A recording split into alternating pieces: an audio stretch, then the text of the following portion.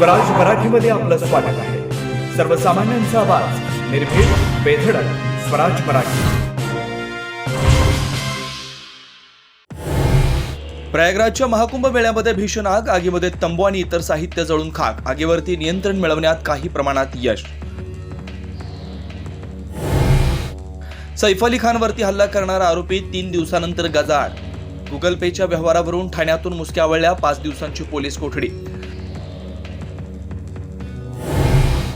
हल्लेखोर मोहम्मद शहजाद बांगलादेशचा असल्यावरून राजकारण पेटलं. हे केंद्र सरकारचं अपयश. आदित्य ठाकरे यांचा हल्लाबोल. तर मातोश्रीवरती बांगलादेशी घुसल्यावर जाग येणार का? नितेश राणे यांचा पलटवार.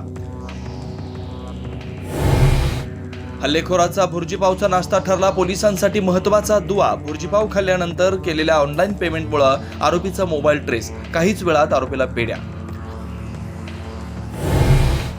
सैफचा हल्लेखोर लपलेल्या ठिकाणी भाजपचे नेते किरीट सोमय्या यांची धाड. लेबर कॅम्पमधल्या मजुरांच्या कागदपत्रांची सोमय्यांकडून छाननी.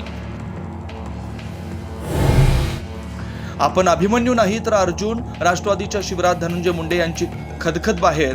ठरवून टार्गेट केलं जात असल्याचा आरोप. तर मुंडेंबाबत उठलेलं वादळ भाषणातून थांबलं. अजित पवारांचं वक्तव्य.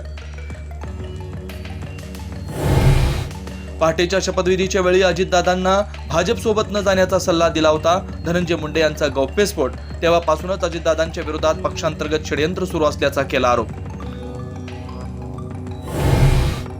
बीडमधल्या प्रकारामुळे पक्षाची बदनामी. शिर्डीमध्ये सुरू असलेल्या अधिवेशनामध्ये मलिकांकडून उल्लेख. लवकर निर्णय घेण्याची अजित पवारांना विनंती. जे काही काम करू शकत नाहीत त्यांना बदललंच पाहिजे. पक्षातील संभाव्य फेररचनेवरती ज्येष्ठ नेते छगन भुजबळ यांची भूमिका. पक्षाला पार्लमेंटरी बोर्डाची गरज असल्याचं केलं वक्तव्य.